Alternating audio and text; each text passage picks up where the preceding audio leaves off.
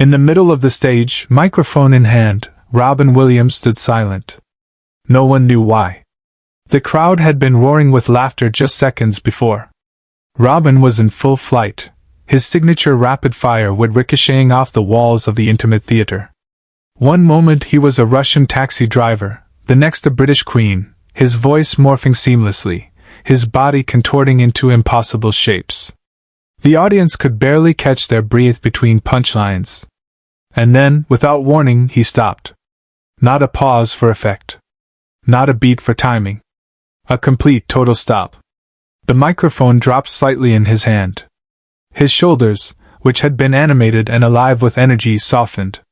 His eyes, those impossibly expressive eyes that could convey 1,000 emotions in a single glance, fixed on something in the front row. A little girl. No more than 7 years old, sitting between her parents, her small hands clasped in her lap. She had raised her hand, timidly, like a student in class. And when Robin's gaze fell on her, she asked, in the tiniest voice that somehow carried through the silence, "Do angels tell jokes too?" The question hung in the air like a prayer no one dared to disturb. And in that moment, Robin Williams, the man who made the world laugh, became completely, utterly human.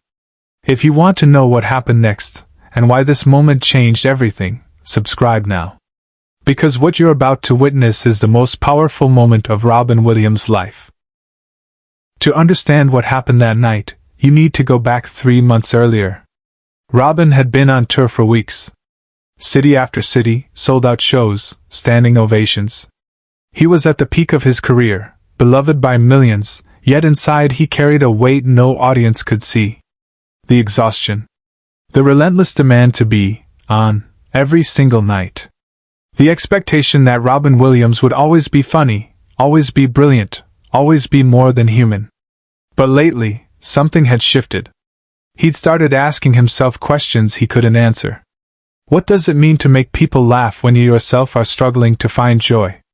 What is the cost of being everyone's source of light when your own darkness feels inescapable? He never spoke about these thoughts publicly. To the world, he was Robin Williams, the comedian, the actor, the unstoppable force of energy and humor. But to himself, late at night in empty hotel rooms, he was just a man searching for meaning in the chaos. And then came that letter. It arrived at his management office 2 weeks before the show. A simple envelope, handwritten address, postmarked from a small town he'd never heard of. Inside was a letter from a mother. Her daughter, Emily, was 7 years old. She had been diagnosed with a terminal illness 6 months prior. The doctors had given her less than a year. Emily loved to laugh. She loved cartoons, silly voices, and most of all, she loved Robin Williams. Watching his movies was the one thing that made her forget the pain, the hospitals, the fear. The mother's letter was heartbreaking in its simplicity. She asked if there was any way, any possibility, that Robin could send a video message to Emily. Just a few words. Just something to make her smile. Robin read the letter 3 times. He didn't send a video. He called the mother directly and invited Emily to his next show. Front row seats. VIP treatment. He wanted to meet her. But what Robin didn't expect was that Emily would ask him the one question no one had ever dared to ask. The night of the show, Emily arrived with her parents. She wore a yellow dress, her favorite color, and a small tiara her mother had bought her. She looked like a tiny princess, fragile but radiant. Robin met her backstage before the show. He knelt down to her level, his voice soft, stripped of all the characters and accents. Just Robin. "Hi, Emily," he said. "I'm so glad you're here." Emily looked at him with wide, curious eyes. "Are you really Robin Williams?" He smiled. "Last time I checked." She giggled. Then, very seriously, she asked, "Do you ever get tired of making people laugh?" The question landed like a stone in water. Robin paused. No reporter had ever asked him that. No interviewer. No colleague. But this little girl, with her innocent wisdom, had cut straight to the truth. "Sometimes," he admitted. "But then I remember that laughter is the best medicine." And if I can give someone even one moment of joy, it's worth it. Emily nodded, absorbing his words. Then she leaned in and whispered, "My mom says when I go to heaven, I'll become an angel. Do you think angels tell jokes too?" Robin's breath caught. For a moment he couldn't speak. He looked at this beautiful, brave little girl, and he saw everything: her courage, her innocence, her hope. And he realized something profound. She wasn't asking about angels. She was asking if joy existed beyond suffering. If laughter could transcend pain. If, even in the darkest places, there could still be light. And Robin Williams, for the first time in his life, didn't have a punchline. The show began as planned. Robin took the stage with his usual explosion of energy, and the crowd erupted. He launched into his routines, the voices, the impressions, the physical comedy that seemed to defy the laws of physics. But throughout the performance, his eyes kept drifting to Emily in the front row. She was laughing, her face glowing with pure delight. Her parents held her hands, tears streaming down their faces, not from sadness, but from the gift of seeing their daughter so happy. Midway through the show, Robin decided to do something he'd never done before. He stopped the act. He walked to the edge of the stage, sat down, and let his legs dangle over the side. The audience, sensing something different, quieted down. "I want to tell you something," Robin said, his voice softer now, more intimate. "Tonight there's someone very special in the audience. Her name is Emily." He gestured toward her, and the spotlight found her. Emily blinked in the light, shy but smiling. "Emily asked me a question earlier," Robin continued. "And I think it's one of the most beautiful questions I've ever heard." The theater was completely silent now. Every eye was on Robin. "She asked me, do angels tell jokes too?" The question echoed through the room, and you could feel the collective breath of the audience held in suspension. Robin looked directly at Emily. "You know what, sweetheart? I think they do. I think angels have the best sense of humor in the universe. Because if heaven is a place without laughter, then it wouldn't really be heaven, would it?" Emily's face lit up. Her mother covered her mouth, tears streaming freely now. Robin's voice cracked slightly. "And I think that when you get there, you're going to make all the angels laugh so hard, they'll forget they have wings." The audience erupted, not in laughter, but in applause. A standing ovation that seemed to shake the very foundations of the building. But Robin didn't stand. He stayed seated, his eyes locked on Emily, tears streaming down his own face now. He wiped them away with the back of his hand and smiled. "Sorry folks, I'm a mess tonight. But sometimes you meet someone who reminds you why you do what you do. And Emily, you reminded me." He stood up, took a deep breath, and returned to the show. But it was different now. Every joke, every bit, every moment of comedy felt infused with something deeper. It wasn't just about making people laugh anymore. It was about connection. About humanity. About the fragile, beautiful thread that links us all. Subscribe and leave a comment, because the most powerful moment of Robin's life is still ahead. After the show, Robin returned backstage. He was exhausted, emotionally drained in a way that had nothing to do with the physical demands of performing. But he felt something else too, a sense of purpose he hadn't felt in years. Emily and her parents were waiting for him. Robin knelt down again, and Emily threw her arms around his neck. "Thank you," she whispered. "You made me so happy." Robin held her gently. "You made me happy too, Emily. More than you'll ever know." Emily's mother handed him something, a small envelope. "She wanted to give this to you," she said. Inside was a drawing Emily had made.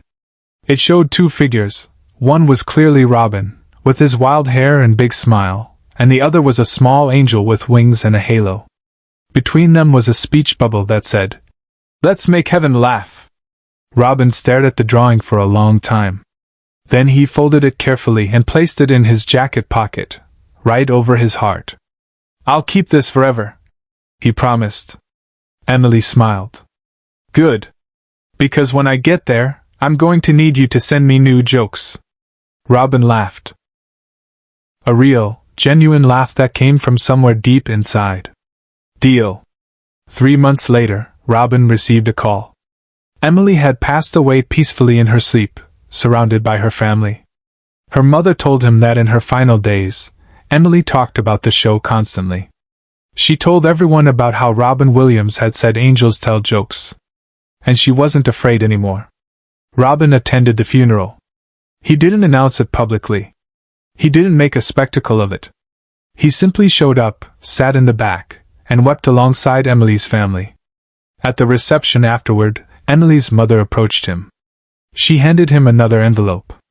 "Emily wrote this a week before she died," she said. "She wanted you to have it." Robin opened it with trembling hands. Inside was a letter, written in a child's careful handwriting. "Dear Robin, thank you for making me laugh. I'm not scared anymore because I know that heaven is going to be funny. I hope you keep making people happy. You're really good at it. And don't worry, when you get here someday, I'll have lots of jokes ready for you.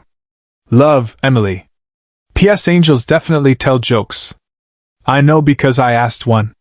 Robin Williams folded the letter and placed it next to the drawing, over his heart.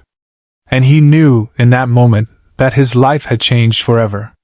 Years later, Robin would carry that drawing and that letter with him everywhere. In interviews, when asked about the moments that defined his career, he never mentioned awards or accolades. He talked about Emily. He talked about the night a little girl taught him that comedy wasn't just about laughter.